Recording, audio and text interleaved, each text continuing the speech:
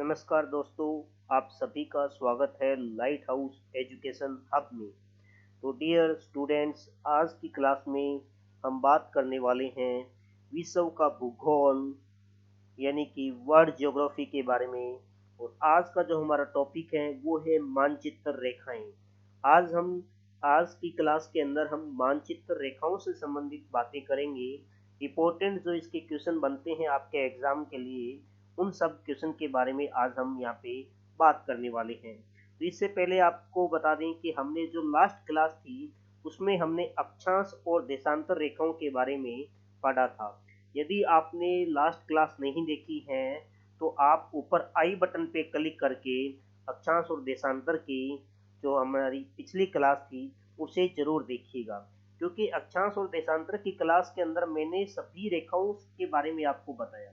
मैंने वहां पे आपको अक्षांश क्या होते हैं, देशांतर क्या होते हैं और इनका काम क्या होता है और इन पे कौन कौन सी रेखाएं होती है, ये सारी मैंने बातें वहां पे आपको डिस्कस की थी। तो उस वीडियो को देखना आपके लिए बहुत यूजफुल है। तो उसके बाद में अगर आप इस वीडियो को देखते हैं तो आपको 100% आपको यहाँ पे लाभ मिलने वाला है। तो आज की क्लास में हम मानचित्र रेखाओं से संबंधित जो इम्पोर्टेंट क्वेश्चन है वो लगाएंगे दोस्तों। थ्योरी का जो पार्ट था वो हमने लास्ट क्लास में देख लिया। तो आज जो हमारे क्वेश्चन हैं उसे हम करते हैं शुरू। और ये रहा आपका क्वेश्चन नंबर 89, क्योंकि 88 तक के जो क्वेश्चन थे वो हमने अक्षांश और देशांतर की क्लास में देख लिए थे दोस्तों। यस, तो वर्ल्ड ज्योग्राफी में एक बार फिर से मैं आपका स्वागत करता हूं। और हम यहाँ पे क्वेश्चन लगा रहे हैं 89 नंबर। और 89 नंबर क्वेश्चन है आपके सामने, जीवाश्म विज्ञान में किसका अध्ययन होता है। जो जीवाश्म विज्ञान है उसमें अध्ययन किसका होता है, मृदा का होता है, वृक्ष का होता है, या फोसिस का होता है, या चट्टान का होता है। तो दोस्तों जीवाश्म जो विज्ञान है उसमें अध्ययन होता है किसका, फोसिल का। किसका होता है दोस्तों, फोसिल का होता है। ऑप्शन नंबर सी आपका इस क्वेश्चन का सही जवाब हो जाएगा। यस, अगले क्वेश्चन की ओर बढ़ते हैं। आपको सबसे पहले मैं क्वेश्चन पढ़ने के बाद में 5 सेकंड का वक्त दूंगा।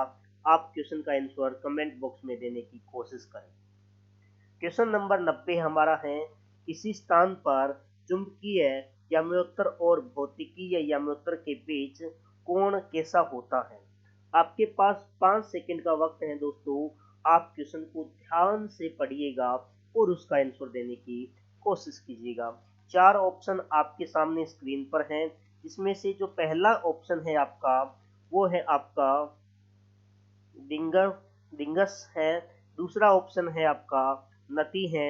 ऑप्शन नंबर सी आपका है समक्रांतिक है। ऑप्शन नंबर डी है आपका अक्षांश है। तो दोस्तों क्वेश्चन को ध्यान से पढ़िए। क्वेश्चन बिल्कुल आपका सही होना चाहिए। यदि आपने अक्षांश और देशांतर की क्लास को पढ़ा है तो आपने इस क्वेश्चन को आप आराम से कर पाएंगे। वहां पे छोटी छोटी बातें इससे संबंधित भी मैंने आपको बताई है थ्योरी के पार्ट में। तो यस, इस क्वेश्चन का जो सही जवाब है वो ऑप्शन नंबर सी है, समक्रांतिक है। ओके, ऑप्शन नंबर सी इस क्वेश्चन का सही जवाब हो जाएगा दोस्तों। अब बात करते हैं क्वेश्चन नंबर 91 के बारे में। 91 नंबर क्वेश्चन में आपसे बात की गई है कि विश्व के सभी भागों में 23 सितंबर को दिन और रात की समान लंबाई को क्या कहते हैं। अब यहाँ से एक छोटा सा क्वेश्चन और क्या बन सकता है, देखिएगा। आप तब आपका सिलेक्शन होगा जब आप क्वेश्चन के अंदर से क्वेश्चन निकालना सीख जाओगे। और वो सारी चीजें मैं आपको यहाँ पे इन सेक्शन के अंदर, इन जितने भी सेशन होंगे इनके अंदर मैं आपको यहाँ पे बताने वाला हूँ दोस्तों। तो यहाँ से जो आपका जो क्वेश्चन 91 नंबर क्वेश्चन से 91 ए नंबर हम जो क्वेश्चन बना सकते हैं, यहाँ से एक नया क्वेश्चन बना सकते हैं 91 ए। वो क्या है कि वो हमारा क्वेश्चन बनता है कि दिन और रात समान लंबाई के कब होते हैं। दिन और रात दोनों समान लंबाई के कब होते हैं। बात होती है दिन की और रात की, तो दोनों का समय बराबर कब होता है। तो उसका अगर बात करें तो उस क्वेश्चन का जो सही जवाब हो जाएगा दोस्तों वो होना चाहिए आपका 23 सितंबर होना चाहिए। अब ये आपका हमने एक नया क्वेश्चन यहाँ पे क्रिएट कर दिया। तो ये क्वेश्चन भी आप अपनी कॉपी में, नोटबुक में नोट कीजिएगा। अब हमारा जो रियल क्वेश्चन था वो था विश्व के सभी भागों में 23 सितंबर को दिन और रात की समान लंबाई को क्या कहते हैं? इसको हम शरदकालीन विषुव कहते हैं। शरदकालीन विषुव कहते हैं दोस्तों। शरदकालीन विषुव के नाम से जाना जाता है। बाकी अब बात करें हम खगोलीय विषुव क्या है, या शीतकालीन विषुव क्या है, या वसंतकालीन विषुव क्या है, इन सब के बारे में आपको पता होना चाहिए। इन सब के बारे में आपको पता होना चाहिए। और ये सारी बातें ये किसको क्या कहते हैं, ये आप मुझे बताएंगे कहाँ पे दोस्तों? कमेंट बॉक्स में। अगर आपको इनके बारे में नहीं पता है तो भी आप कमेंट बॉक्स में मुझे बताएंगे, ताकि मैं इनके ऊपर एक स्पेशल क्लास बना के आपको ये कंप्लीटली इनको समझा दूंगा अलग से। यस, क्वेश्चन नंबर 92 पे चलते हैं। क्वेश्चन नंबर 92 में पूछा है हमसे कंटूर रेखाओं का वैकल्पिक नाम क्या है? जो कंटूर रेखाएं हैं उसको हम किस नाम से और जान सकते हैं? यानी कि वैकल्पिक का मतलब होता है, देखिएगा, वैकल्पिक का मतलब होता है दूसरा विकल्प हमारे पास क्या है, यानी कि दूसरा नाम क्या है। जैसे कि हम जो भूमध्य रेखा है उसको भी मैंने उसका आपको एक दो नाम बताए थे। तो आप मुझे यहाँ पे आपका क्वेश्चन बनता है कि भूमध्य रेखा का वैकल्पिक नाम क्या है? भूमध्य रेखा का वैकल्पिक नाम क्या है? और इस क्वेश्चन का जो आंसर है वो आप मुझे देंगे कहाँ पे? कमेंट बॉक्स में। इस क्वेश्चन का आंसर मैं चाहूंगा कि आप मुझे कमेंट बॉक्स में दें, और जरूर आपको देना है, क्योंकि ये बातें मैंने पिछले क्लास में बहुत अच्छे से पढ़ाई है। अब बात करते हैं कंटूर रेखाओं का वैकल्पिक नाम क्या है। क्या समविभव रेखा है? नहीं, ये तो नहीं है। समताप रेखा है? नहीं, ये भी नहीं है। समोच्च रेखा है या समवर्षा रेखा है? तो कंटूर रेखाओं का जो वैकल्पिक नाम है वो दोस्तों है आपका समोच्च रेखा है दोस्तों। ओके, तो इस क्वेश्चन का जो सही जवाब है वो ऑप्शन नंबर सी आपका होने वाला है दोस्तों। Option number C 92 number question का बिल्कुल सही जवाब हो जाएगा दोस्तों। अब बात करते हैं अगले क्वेश्चन की। आगे हमारे पास क्वेश्चन नंबर 93 देखिएगा क्या है।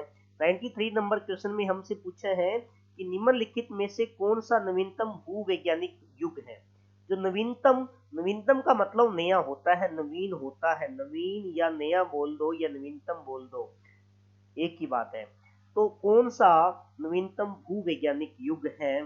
तो जो नवीनतम भूवैज्ञानिक युग है दोस्तों वो है आपका क्रिटेशियस। कौन सा है?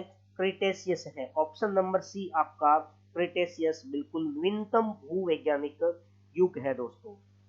अच्छा, अब चलते हैं 94 की ओर। क्वेश्चन नंबर 94 देखिएगा। 94 क्वेश्चन में आपसे क्या पूछा है कि नक्शे पर ढाल, देखिएगा, नक्शे पर ढाल को दिखाने के लिए खींची गई असंबद्ध रेखाएं क्या कहलाती हैं? अब जो नक्शा है, कोई भी अगर आपका भारत का मान लीजिए कि नक्शा है, इस प्रकार से भारत का आप यहाँ पे नक्शा है, तो यहाँ पे जो इस प्रकार से यहाँ पे जो लाइनें खींची गई हैं, इसमें जो लाइनें खींची गई हैं उन्हें जिसे हम असंबद्ध रेखाएं कहते हैं। ओके, असंबद्ध रेखाएं क्या कहलाती हैं? खींची गई असंबद्ध रेखाएं जिनका आपस में कोई संबंध नहीं है, वो रेखाएं क्या कहलाती हैं? क्या तल चिन्ह कहलाती हैं, या समोच्च रेखाएं कहलाती हैं, या परपत्र लाइनें कहलाती हैं, या हैस्यूर कहलाती हैं? तो दोस्तों सही जवाब है ऑप्शन नंबर सी, परपत्र लाइनें। तो ऑप्शन नंबर सी आपका परपत्र लाइनें यहाँ पे हो जाएगा। अच्छा, एक सेकंड, सॉरी दोस्तों, यहाँ पे इस क्वेश्चन को देखिए, ध्यान से देखिएगा, ये परपत्र लाइनें नहीं होगी, ये आपकी है नक्शे पर ढाल ऊपर खींची गई लाइनें हैं, तो इसको हैस्यूर कहते हैं। क्या कहते हैं? हैस्यूर कहेंगे। ऑप्शन नंबर डी आपका यहाँ पे सही होगा दोस्तों, इसे सही कीजिएगा। ये नोट कीजिएगा, क्वेश्चन बहुत इंपॉर्टेंट है, ये आपके आईएएस एग्जाम में पूछा गया क्वेश्चन है, आईएएस के एग्जाम में पूछा गया क्वेश्चन है। अब मान के चलिएगा आरएस एग्जाम में तो ये क्वेश्चन पक्का देखने को मिलेगा। Yes, question number 95, 95 number question है विश्व के कितने धरातल में पानी है? विश्व के कितने धरातल में पानी है? अब जो विश्व में जो विश्व के धरातल में जो पानी का परसेंटेज है वो आपसे पूछा है। तो ये आपने बचपन में पढ़ा होगा या 55 होता है, या 70 होगा, या 80 है, या 25 है। भाई साहब, विश्व के धरातल में जो ये पानी है ये 70-30 के रेशियो में है। कितना है? 70-30 के रेशियो में है। तो विश्व के कितने धरातल में पानी है? तो 70% में है। विश्व के जो 70% धरातल है उसमें क्या है दोस्तों? पानी है। विश्व के 70% धरातल में पानी है दोस्तों। यस, 96 नंबर क्वेश्चन, मीठे पानी का सबसे बड़ा जलाशय क्या है? मीठे पानी का सबसे बड़ा जलाशय क्या है? क्या ग्लेशियर है वो? क्या भौम जल है, या तालाब है, या झीलें हैं? देखिएगा, अब ये क्वेश्चन तो आपको 5th और 6th क्लास में बता दिया जाता है कि भाई साहब तालाबों में कैसा पानी होता है, झीलों में कैसा पानी होता है, खारा किनमें होता है, ग्लेशियर क्या होते हैं, मीठा किनमें होता है। ये सारी बातें आपको 5वीं और 6ठी क्लास में बता दी जाती हैं। तो मैं उम्मीद करता हूं कि आपको यहाँ पे तो आपको पता होगा, यहाँ पे आप इसका बिल्कुल सही जवाब देंगे मुझे। यस, तो मीठे पानी का सबसे बड़ा जो जलाशय है वो दोस्तों होते हैं कौन? ग्लेशियर होते हैं। सबसे बड़ा जलाशय आपसे पूछा है वो भी किसका? मीठे पानी का दोस्तों। तो याद रखिएगा, ग्लेशियर सबसे बड़ा मीठे पानी का जलाशय होता है। यस, क्वेश्चन नंबर 97 जो आपके सामने है वो है, निम्नलिखित में से कौन से ग्रह को पृथ्वी का जुड़वा भी कहा जाता है? बहुत ही इंपॉर्टेंट क्वेश्चन है। मैं तो कहूँ इस क्वेश्चन के तो 3 तारे लगा दिए जाएं, 3 स्टार लग जाएं तो ही कुछ अलग बात बनेगी। पृथ्वी का जुड़वा किसे कहते हैं? पृथ्वी का जुड़वा क्या बुध को कहते हैं, या शुक्र को कहते हैं, या बृहस्पति को कहते हैं, या शनि को कहते हैं दोस्तों? तो पृथ्वी का जुड़वा किसे कहा जाता है? इस क्वेश्चन का जवाब आप मुझे सबसे पहले कमेंट बॉक्स में दें। सबसे पहले इस क्वेश्चन का जवाब मुझे दें कमेंट बॉक्स में। मैं भी तो जानूं कि आपका लेवल क्या है, आप कितना जानते हैं। क्या आप आईएएस और आरएस के लेवल तक को छू पाते हैं? क्या आप सोच सकते हैं कि आईएएस और आरएस के एग्जाम में कैसे क्वेश्चन पूछे जाते हैं, उनका क्वेश्चन का जवाब हमें आता है कि नहीं आता है?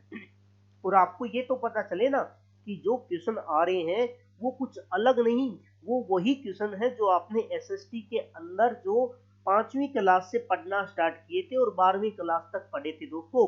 आपको 70% क्वेश्चन वहीं से देखने को मिलते हैं। तो जुड़वा, पृथ्वी का जुड़वा किसको कहा जाता है? आप बताएं, जल्दी बताएं। यस, काफी सारे बच्चों का यहाँ पे जवाब आ रहा है। पृथ्वी का जुड़वा किसे कहा जाता है दोस्तों? शुक्र को कहा जाता है। पृथ्वी का जुड़वा किसे कहा जाता है?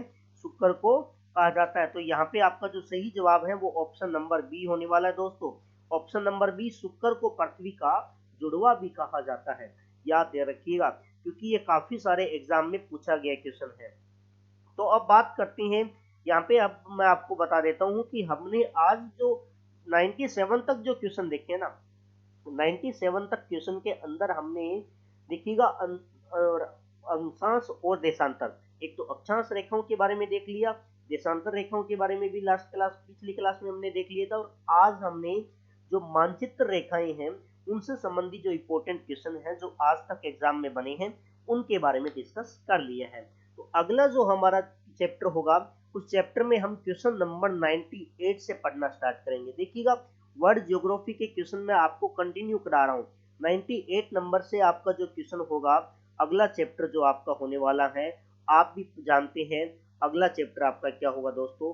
यस, आपको भी पता होना चाहिए कि अगला टॉपिक, ठीक है, हम बात करेंगे कड़ी से कड़ी मिलाकर। ओके, हम वायुमंडल के बारे में बात कर रहे हैं। ओके, हम वायुमंडल के बारे में बात कर रहे हैं, यानी कि हम एक सीक्वेंस के अकॉर्डिंग बात करेंगे। जितने भी जो चैप्टर हम पढ़ेंगे ना वो सारे हम एक सीक्वेंस में पढ़ेंगे। अगला जो टॉपिक होगा वो हमारा होगा वायुमंडल। तो वायुमंडल से संबंधित जितने भी इंपॉर्टेंट क्वेश्चन हैं, और वायुमंडल में क्या होता है, कितना परसेंट होता है, किसका होता है, कौन होता है, कैसे होता है, वो सारी बातें हम बात करने वाले हैं अगली वीडियो में। तो अगली क्लास तक बने रहें और कोशिश कीजिएगा दोस्तों, आप जितने भी व्यक्ति इस क्लास को देख रहे हैं वो सारे अपने अपने एक एक दोस्त को सारे मिला के अपने अपने एक एक दोस्त को यहाँ पे जोड़ेंगे। इस प्रकार से कल अगर मैं देखूं तो यहाँ पे जितने भी इस वीडियो पे व्यूज आए सारों का एक एक प्लस पॉइंट होना चाहिए, यानी कि एक एक आपका नया सब्सक्राइबर होना चाहिए। दोस्तों चैनल को सब्सक्राइब कीजिएगा, जितना ज्यादा हो सके शेयर कीजिएगा, ताकि हम इस सीरीज को बहुत शानदार कर सकें। इसे हम 7 तारों लगा सके। अब 3 तारे नहीं, अब हमें 7 तारे लगाने हैं दोस्तों। तो मिलते हैं एक नई वीडियो में, तब तक के लिए goodbye, thank you, bye bye.